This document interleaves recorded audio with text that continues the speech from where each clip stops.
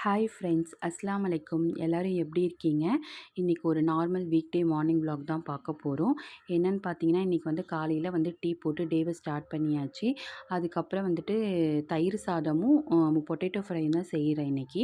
என்னென்னு பார்த்தீங்கன்னா, பக்ரீத் முடிஞ்சதுலேருந்து தொடர்ந்து ஒரு 2-3 டேஸாகவே வந்து நம்ம வீட்டில் நான்வெஜ்ஜாக தான் இருக்கும். ரசம் வச்சாலுமே அதுக்குமே நம்ம நான்வெஜ் தான் வைக்கிறோம். அதனால் குழந்தைங்களே வந்துட்டு கொஞ்சம் சலிச்சு போச்சு. அவங்களே வந்துட்டு கர்ட் ரைஸும் பொட்டேட்டோ ஃப்ரையும் எனக்கு நாளைக்கு பண்ணி கொடுங்கம்மான்னு அவங்க வாயாலேயே சொல்லிட்டாங்க. சரி, ஓகே, அதையே செஞ்சிடலான்னு சொல்லிட்டு ஸ்டார்ட் பண்ணிட்டேன். சாப்பாடும் வந்து கொஞ்சம் குழைய வேக வச்சுட்டேன். உருளைக்கிழங்கு ஃப்ரை பார்த்திங்கன்னா வந்து ரொம்ப மசாலாலாம் போடாமல் வெறும் கடுகு கருவேப்பிலை போட்டு தாளிச்சிட்டு மிளகாத்தூள் மஞ்சத்தூள் உப்பு இதை மட்டும் போட்டு நல்லா வந்துட்டு வதக்கிட்டு தண்ணி ஊற்றாமல் அந்த எண்ணெயிலேயே வேக விட்டுடுங்க.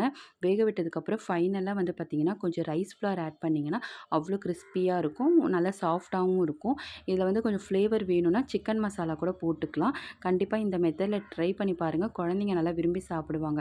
வெங்காயம் அந்த மாதிரிலாம் நிறைய போட்டு கொஞ்சம் சொத சொதன்னு இருந்தால் கூட குழந்தைங்களுக்கு வந்து பிடிக்காது. இந்த மெத்தடில் ட்ரை பண்ணிங்கன்னா கண்டிப்பாக டிஃபன் பாக்ஸ் காலி பண்ணி தான் எடுத்துகிட்டு வருவாங்க.